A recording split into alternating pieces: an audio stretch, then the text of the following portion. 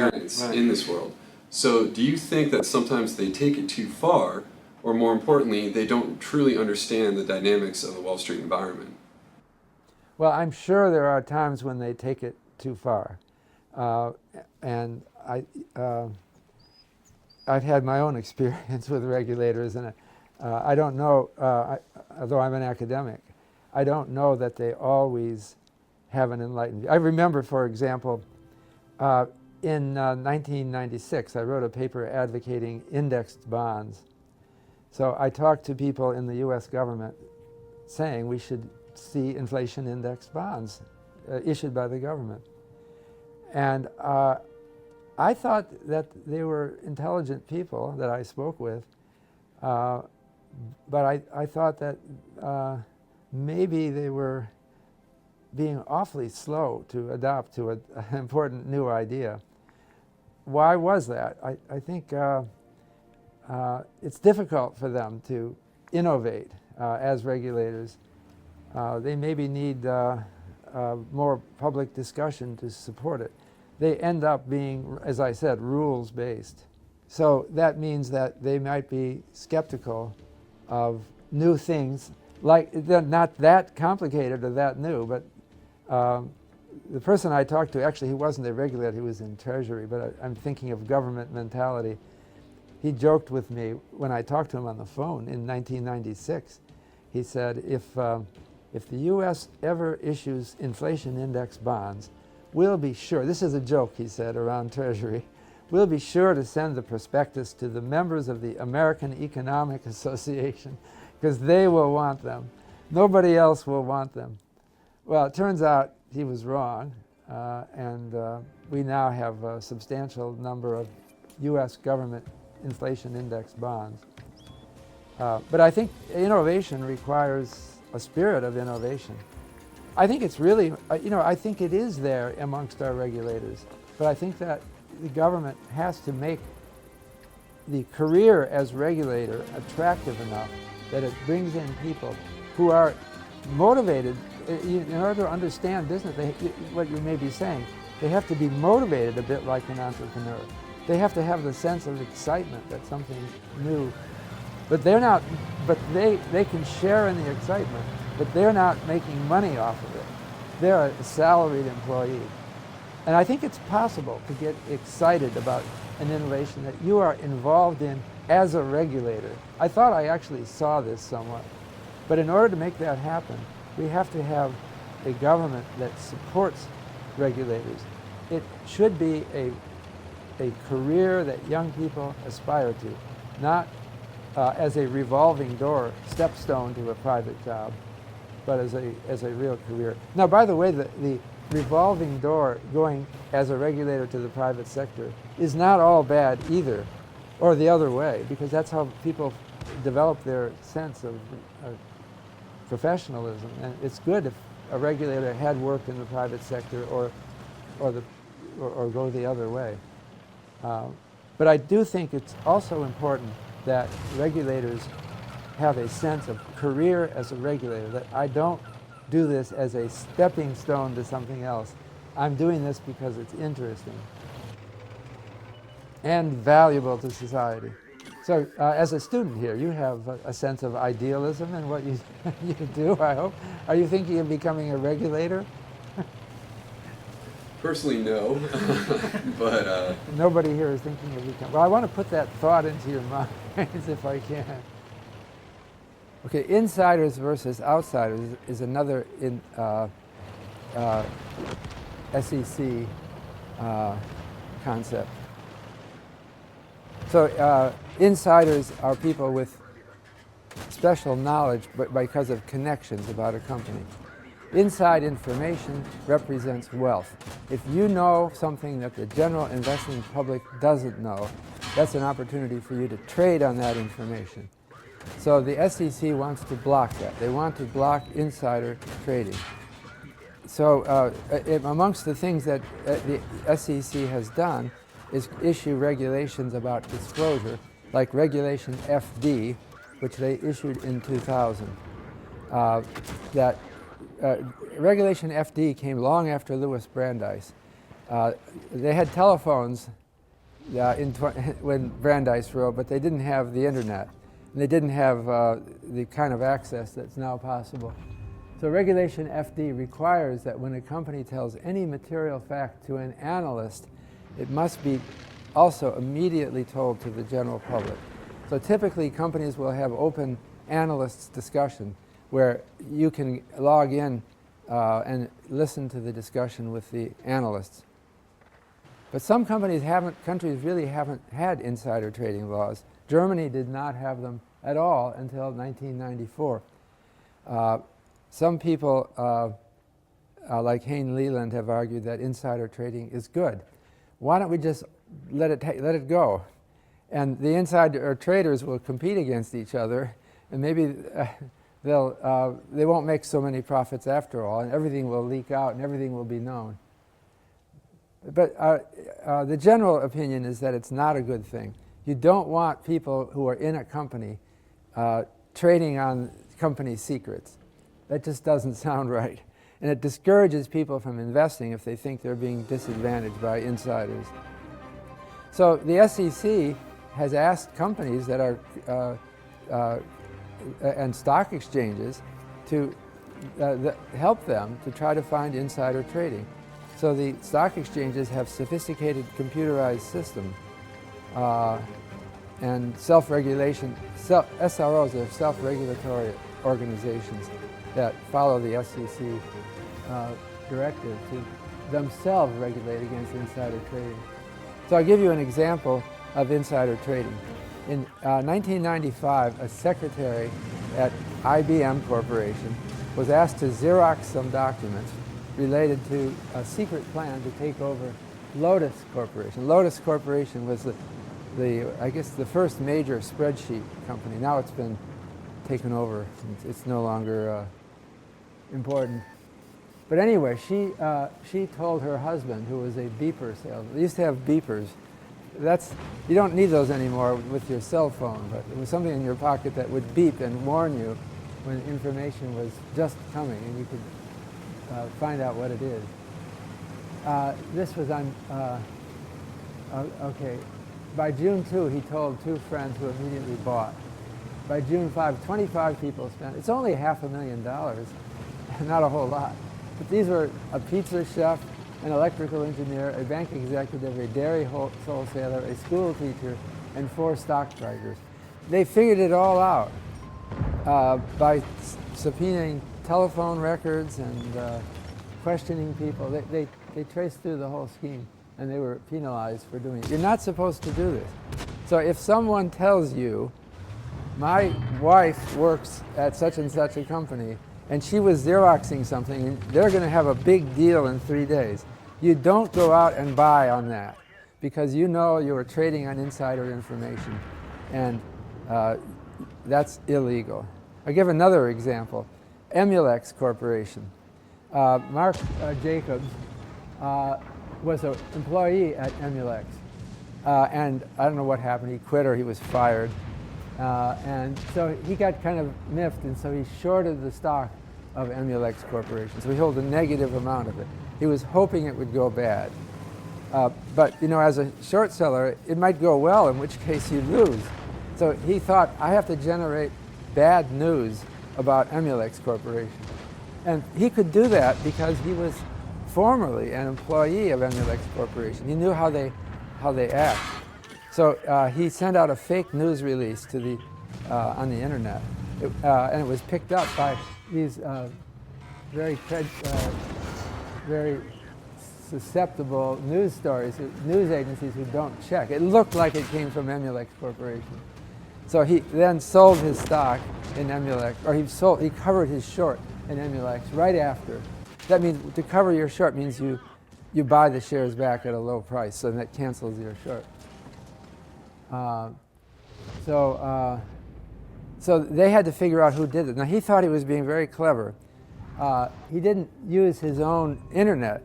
He went to a public internet service at El Camino Community College Library. And he thought, I'm perfectly safe.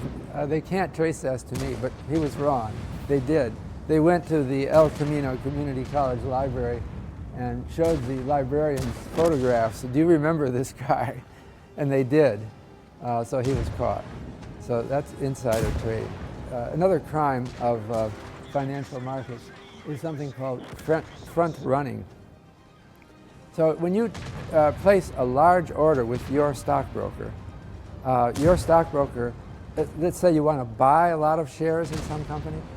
Well, if you're going to buy a lot of shares, it will affect the market price. Say it's a really big order, millions of shares. It's big news if you tell your broker, I want to buy this, and please do it. So the broker then has some time and discretion about exactly when to, he tries to find a good price for you. But meanwhile, your broker could trade on his or her own account or tell some other broker, I'm going to put in a big order now. You might want to buy ahead of the order. So the other person can buy at the still low price and sell it, an hour later at a much higher price. That doesn't sound right, does it? That's called front running. It's also illegal. Decimalization it has been claimed to favor front running. It used to be until 2001 that stock exchanges quoted prices of stocks in 1/16ths of a dollar. They moved to pennies. It seems unnatural to be quoting prices in $60 and 1/16ths of a dollar, or at other times eighths. But they moved to doing it in the way that seems natural in 2001. It makes it a little bit more possible to squeeze in between, suppose the stock is selling for $30 a share, and then you think after the order it will be selling at $30.05 a share. If shares are traded in 1/16ths, that's a narrow window. But if it's traded in pennies, you can get between those two prices. So, accounting standards is another thing that the SEC is involved with. It has the statutory right to establish how the company's accounts are done. But it doesn't want to do it. It doesn't want to be the maker of all standards in business. So in 1973, the Securities and Exchange Commission officially recognized an organization called the Financial Accounting Standards Board in Norwalk, Connecticut, as a authoritative for accounting standards. But FASB, as it's said, is not a government agency. It's, I guess it's a nonprofit created by the business community.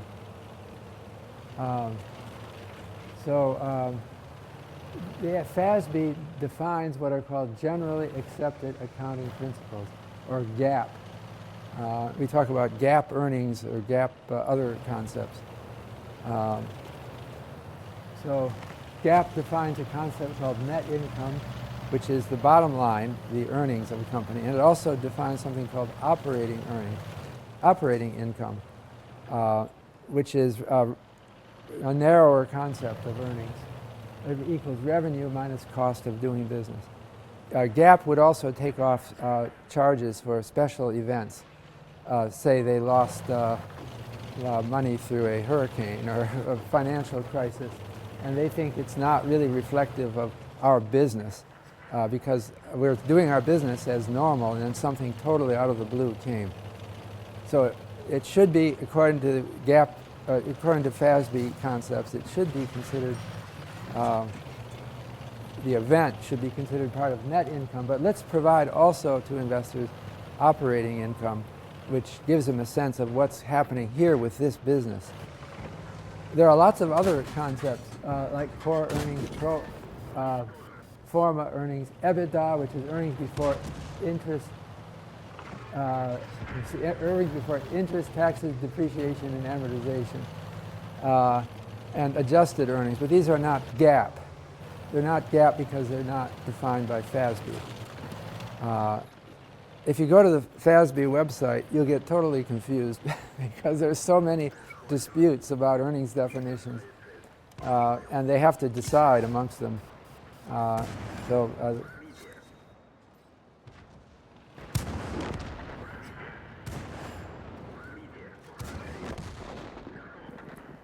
So I wanted to tell you about insurance of corporate accounts.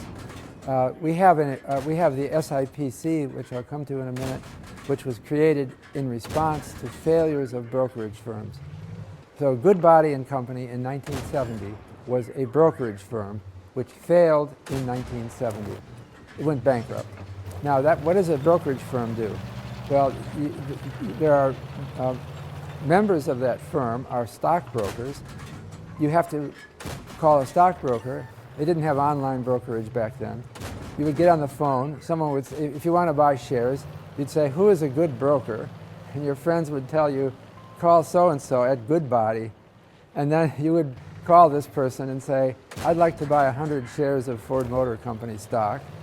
And the guy would say, would execute the order for you on the floor of the New York Stock Exchange. And then you would own the shares. Then the broker would send you a statement and show you how many shares you own. But the funny thing is that the standard was that the shares, unless you asked for the certificates, you could say, "I want the certificates mailed to me." And then the broker would tell you, "Well, I can do that, but do you really want to worry about those? You know, I can just hold them for you." And then it's easier when you want to sell them. You don't have to mail them back to me and all that. So then most people said, "Okay, fine." That meant that the shares were held by the brokerage service on your behalf.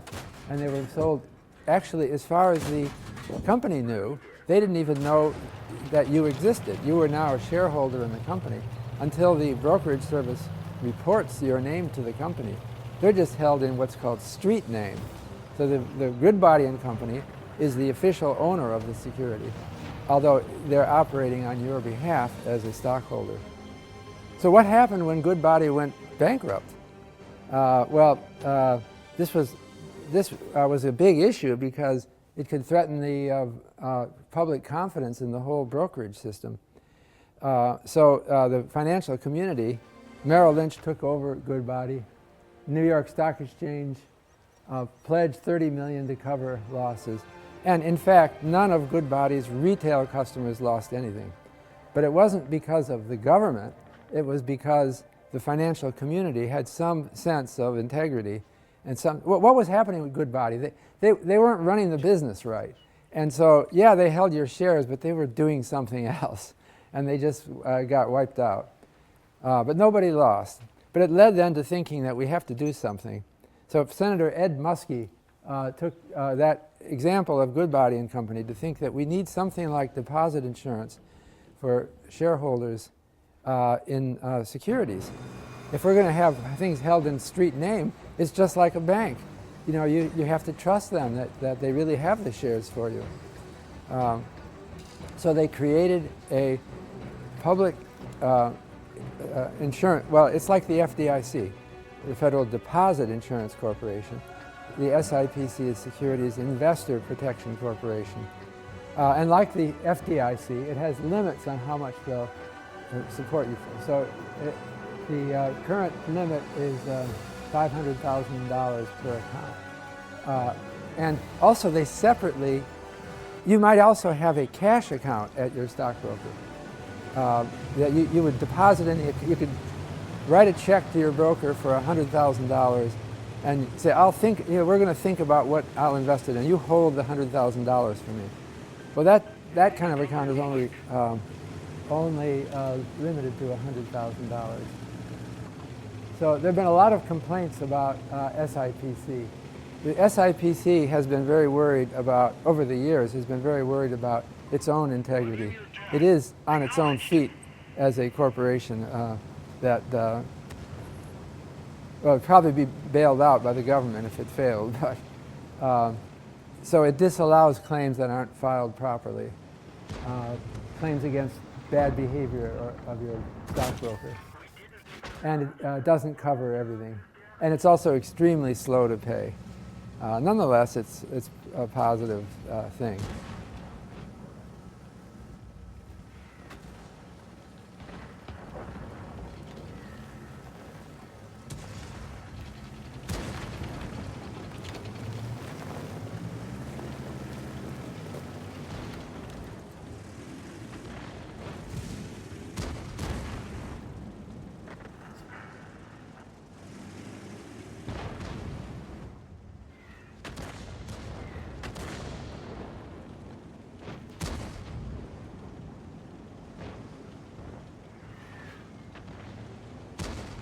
The 2008 financial crisis, a lot of our regulation is always a reaction to crises. So we've talked about the 2008 crisis. So in the 2008 crisis, it was substantially a mortgage crisis. Banks led to homeowners on their mortgages, on their homes, to buy the home. And it became a period, as we've talked about, of high leverage. Banks were allowing homeowners to borrow a lot against their home. And banks often concealed their liabilities in what's called off-balance sheet accounting, which needed to be regulated more. Home appraisers were, in effect, bribed by mortgage lenders. Well, it wasn't a literal bribe where they would hand you a suitcase full of $100 bills. It was simple, very simple. But when you take out a mortgage, okay, part of due diligence in approving a mortgage is to find out, is that house really worth what you paid for it? Because you could be playing tricks on the broker. You might have paid too much for a house. The other side of the transaction was your crony is going to pocket the money. So you have a sales certificate for a lot of money, but it's phony. So in order to protect against that, banks have to hire someone to go look at the house and appraise it, give an independent guess what the house is worth. Unfortunately, some of the banks would tell the appraiser what the sale price was, and then the appraiser would come back with a value slightly above that all the time. So you'd think that the bank would catch on to that. You know, this guy's a sleazy appraiser. There has to be some times when he disagrees with the purchase price. If he's constantly coming out with an appraisal just a little bit above the purchase price, this guy is a phony, right? I mean, there has to be some instance. But banks didn't care. That's partly because that was before the 5% retention rule and qualified residential mortgage regulation. So they just didn't care. And in fact, some brokers, which were the more reliable and higher integrity, who didn't play that game, they just wouldn't get called back by the bank anymore. The bank just wanted to see it approved. It was cynical. It became cynical. There are other examples I give here, like rating shopping. Banks who are issuing mortgages or other mortgage originators would call the ratings services, Moody's and S&P and Fitch and others, and they would say, you know, we're thinking of floating this kind of security. Can you give us any indication what the rating would be before we send it to you and have you officially rate it?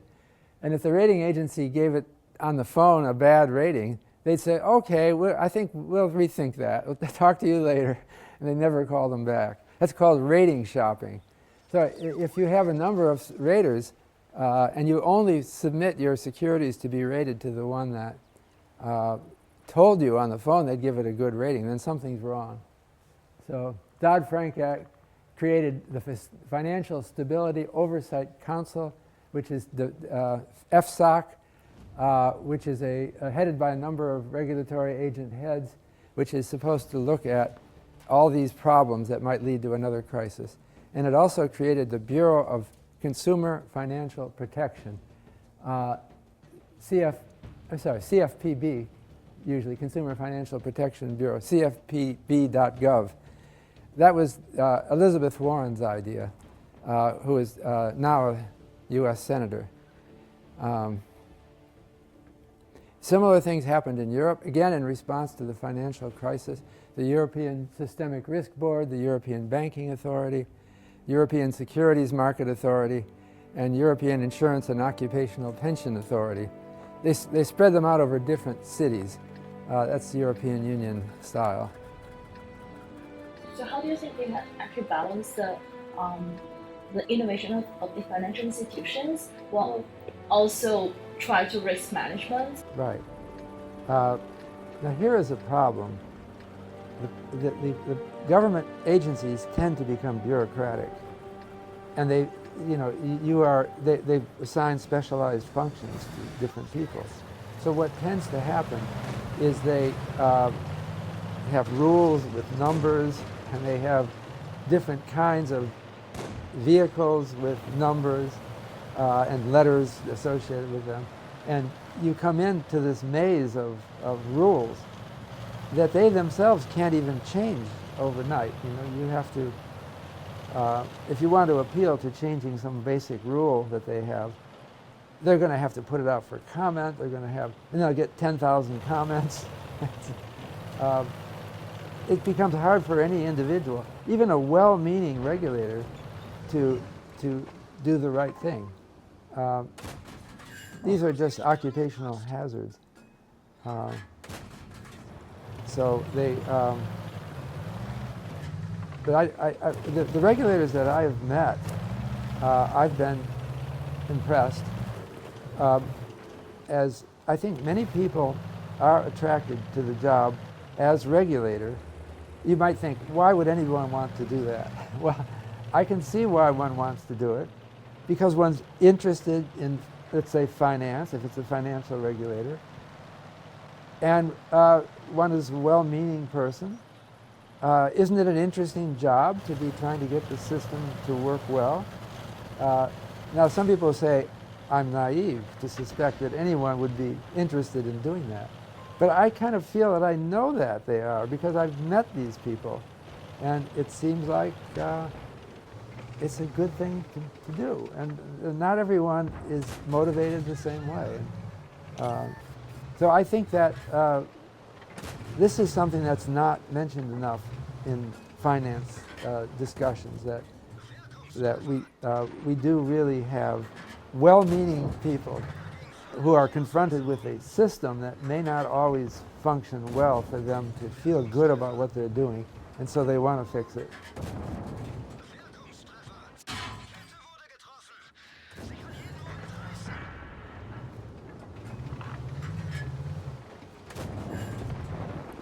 And finally, I wanted to get to international regulation. One of the most venerable international regulators, I don't know if it's really a regulator, it's like a banker's bank. The Bank for International Settlements was set up in 1930, which was a central bank for central bankers. At that time, in 1930, there was some tension, international tension, that led them to think that central banks didn't want to deal directly with each other. They wanted an intermediary, so that they didn't have public. This became more important later when the Nazi government appeared in Germany, and well, even by 1930 with Mussolini in Italy. They wanted to deal with them, but they didn't want to deal with them directly. So the BIS was set up.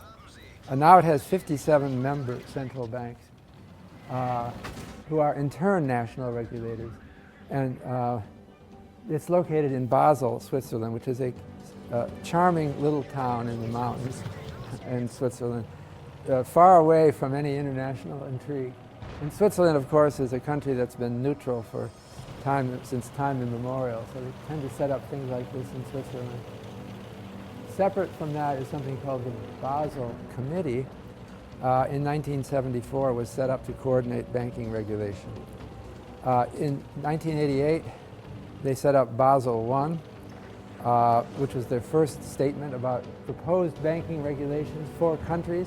They didn't have any authority to impose these regulations, but they recommended them, and most countries of the world took them on.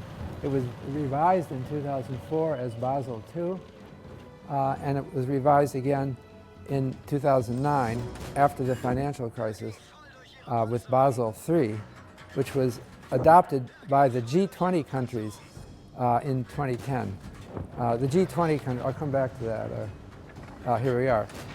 There are these different international organizations which have no official regulatory power, but they are meeting places where governments of countries get together and discuss regulatory issues.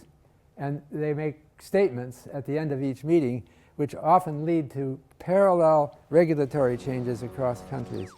So the G8, they started out as the G6, I guess, and then they were the G7, and then they're G8, and now they're G7 again because they kicked Russia out, at least temporarily. So these countries, they typically have two separate meetings, one for the finance ministers and then one for the heads of state. The meetings of the heads of state get the most attention. So then there's the G20, which is more comprehensive. Now it's 20 countries. I've got them listed here. They haven't kicked Russia out of this one. The G20 is less collegial. It's everybody. It's really all the big countries in the world, and there's some tension among these countries. So if you look at the G7 countries, they're all kind of, well, I can't seem to go back. They're all sort of Europe and Japan, and US and Canada. You wouldn't expect big disagreements among these countries now. But the G20 is more, I've talked to people who've attended both of them and claiming that the G20 is more countries reading statements that were written by their propaganda experts. And, but they function well. One thing they did is approve the Basel III agreement. Their next meeting is in Hangzhou in China. Financial Stability Board is another thing that was created by the G20. Actually, it was a reconstitution of something earlier called, in Basel also, called the Financial Stability Forum. The Financial Stability Board makes, or FSB, makes proposals about financial regulations to the G20, which often tend to be adopted in many countries. So those are, we have international financial regulatory organizations, which in effect set policy, but we don't have international regulation, which is becoming a problem because we have more and more multinational firms that operate across national borders, where you as an employee don't quite know what country you live in because they might transfer you to another country any day now, and your corporate offices are in some other country. I think this will grow and grow through time as the economy gets more developed. So we'll need more and more international regulation. But it's a theme. I go back to, I assigned as a reading for this part of the course the introduction to my book with George Akerlof called Fishing for Fools. And again, the basic thing that we want to get across is that regulation has always been the secret to success of free markets. That is, the markets have to be regulated within limits. In the United States, after the Great Depression, before World War II, the reaction to the complaints about the financial community by the Franklin Roosevelt administration was to, let's make capitalism work by regulation.